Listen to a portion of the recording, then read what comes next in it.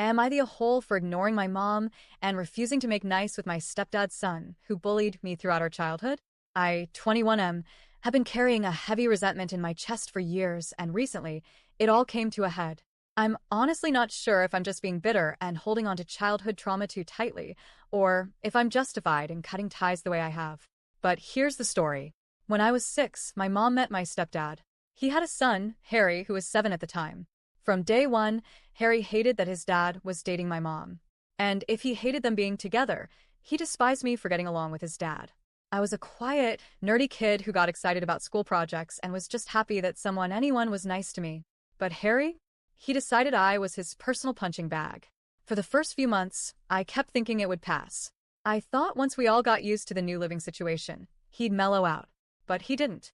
In fact, the closer my mom and stepdad got, the worse it became. The bullying started small, eye rolls, mean comments, tripping me up when no one was looking. But as we all settled into this so-called blended family, Harry escalated. He would spill water on my homework or smudge it with dirty fingers. Once, I spent weeks building a model for a school project, and he smashed it the night before it was due. And when I'd use the family computer for assignments, he'd log in and delete them just to see me panic. I begged my mom for help. I cried, told her I was miserable, that I didn't feel safe. Her response? "It'll get better, sweetie. Sometimes siblings don't get along." That line haunted me. Let me be clear, this wasn't just kid bickering. This was full-on cruelty. He slammed doors on my fingers. He'd throw stuff, books, toys, even a remote, at my head. He broke my Christmas presents one year, all of them, just because. He smashed them and then mocked me, saying, "Guess you didn't get anything this year, huh?" My stepdad actually did discipline him that time. Grounded him, took away his Xbox, everything. But that never lasted. Harry would go back to his old ways within days. There was this one incident, still burned into my brain, where he convinced a group of his cousins to ice me out at a family gathering. They refused to speak to me, wouldn't let me join in any games or sit at the same table. One of the younger cousins was kind and tried to include me. Harry cornered him afterward and said, "Play with him again and you're out too." The kid cried and apologized to me. I ended up comforting him. Then came high school. A teacher we both had planned a field trip. Harry told her I wasn't coming, hoping I'd get left behind. When that didn't work, he accidentally sprayed me with water from a bottle right before the bus left, soaking my jeans so it looked like I peed myself. I had to sit through a 2-hour ride like that while he laughed with his friends. Speaking of friends, he often got his buddies in on the bullying. There was one time they ganged up on me during a game of dodgeball, and one of them hit me so hard in the mouth that I lost a tooth. I ran home sobbing, bleeding. My mom was horrified, but she still didn't leave. Still insisted we're a family, and I had to stay. I started emotionally withdrawing around age 15.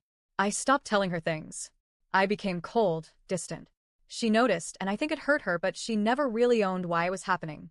She tried to hug me more, check in on me, talk to me like everything was fine, but it wasn't. When I turned 18 and left for college, I moved out and never looked back. Packed up everything and told my mom I wasn't coming home anymore. She said I was overreacting and reminded me that Harry didn't even live there full-time. Then she pulled the classic, "You're both adults now, you'll work it out." But I wasn't interested.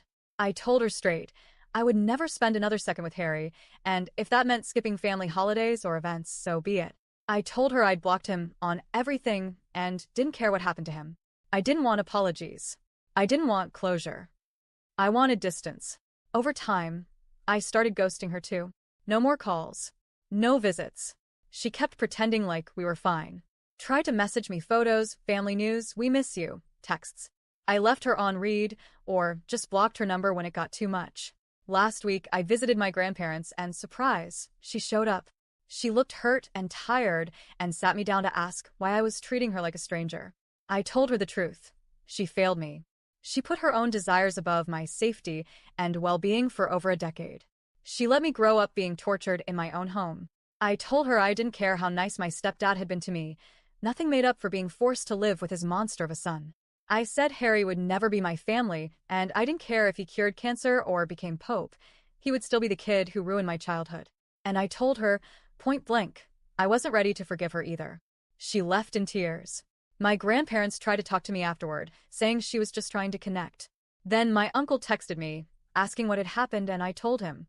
He said I could be mad, sure, but she's still my mom, that she loves me, that she made mistakes, but cutting her out entirely was extreme.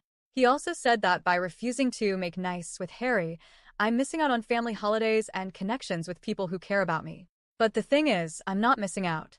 The holidays I spend now, with my chosen family and friends, feel warm and safe. I don't spend the day flinching every time someone walks by. I'm not pretending to be happy while silently hoping for it to end. Those holidays with Harry? They were hell. And I'm not giving that feeling another chance.